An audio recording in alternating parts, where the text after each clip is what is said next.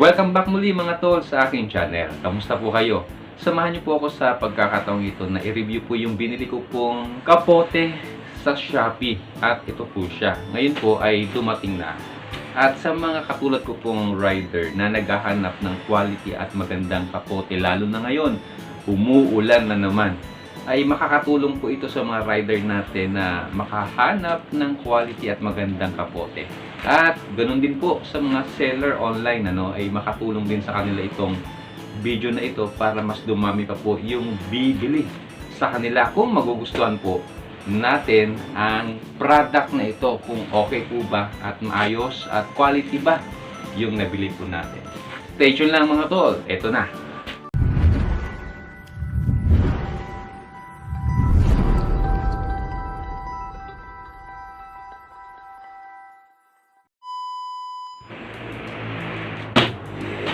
So, buksan natin mga tol. Dalawa po yung in-order ko. Isa sa akin at isa sa aking wife. Para pag bigla ang ulan, naabutan kami ng ulan, ay hindi kami mababasa. So, merong pink at black. Ito yung para kay misis ko. Ang in-order ng misis ko ay, ang size ay medium. Tama height, medium yung in-order mo. Ito yung medium, kulay pink. So, papasukan ko kay wife.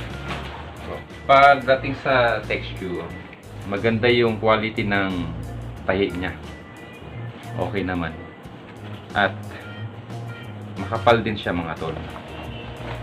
May pagka plastic or rubberized ba ito? Parang ganun siya. Dito mga tol, ay okay naman din yung tahi. Kasi mostly ito yung madalas o lagi nasisira sa akin pag bumibili ako ng kapote. Madaling mapunit yung dito niya, yung sa pundiyo.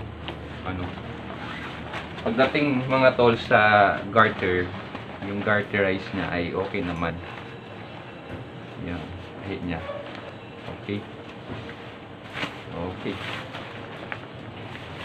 So, pagdating sa pinaka-upper, yung kanyang jacket, ayan po mga tol. Okay naman yung zipper niya. Okay naman siya. Pag malakas ang ulan, syempre, dito tatama yan eh. Kaya meron siyang botones dito na pwedeng mailak. Tapos dito din sa gitna. Ayan. Tapos meron din dito sa baba. So ayan.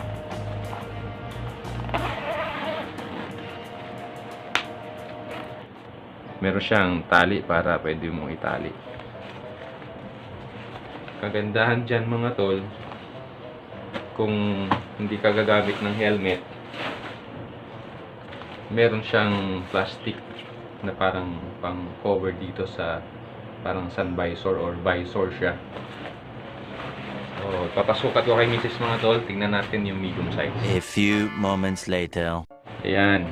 Si misis ko mga tol ay 5 flat. Tama heart? 5 flat ka. Ito yung sinasabi kong plastic na pag hindi ka naka-helmet ay meron din siyang protection dyan. Tapos kagandahan dito mga tol, ikot ka nga height, ay pag nakatalikod ka, meron siyang reflectorize. Ayan, 5 flat si misis pero medium po yan. Ayan, okay siya sa baba, hindi siya ganun bitin. Ayan, medium size yan mga tol. Okay ba? Okay.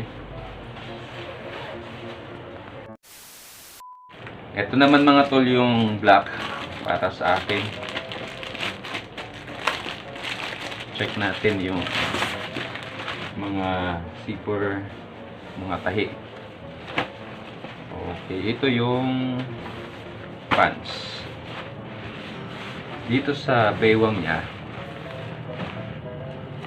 okay naman. Medium yan tol. Ayan o, medium. Kaya medium yan. Ang tahi sa pants, okay. Ang garter niya, okay din. Ang pundiyo ay ang tahi ay okay din.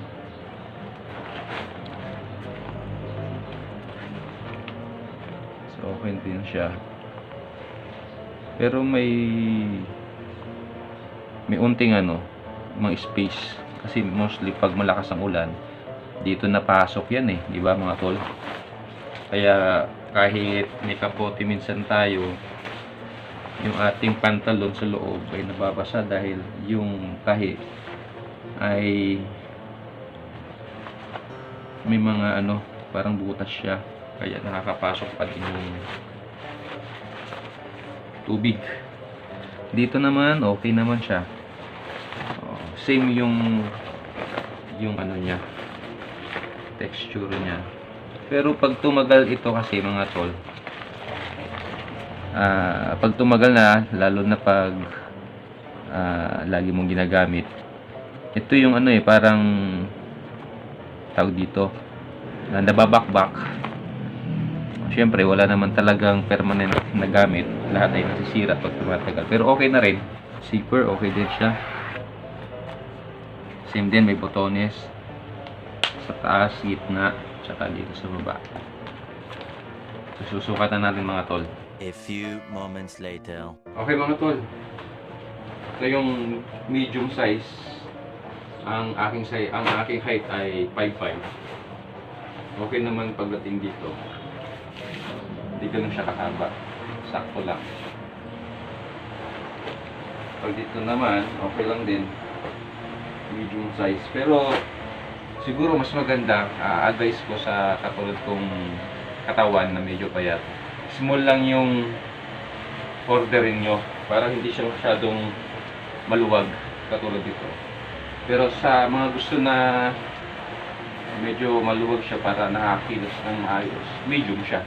Kaya ako, kinuha namin medium para medyo maluwag siya, lalo na pag may mga damit na halimbawa long sleeve, kasi magsusot ako ng long sleeve pag bigla ang ulan, hindi makukusot yung polo o long sleeve sa loob, ragal.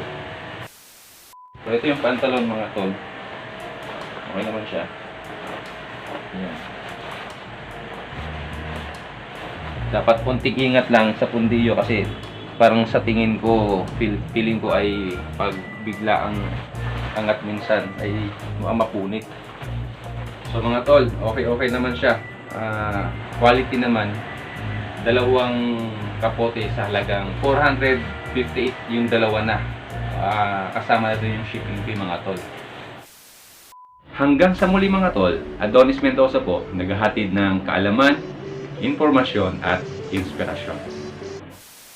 Mga tol, kung kailangan nyo ng mga educational content para sa inyong mga anak, subscribe nyo ito mga tol. Thanks for watching mga tol. Kindly like, share, and subscribe.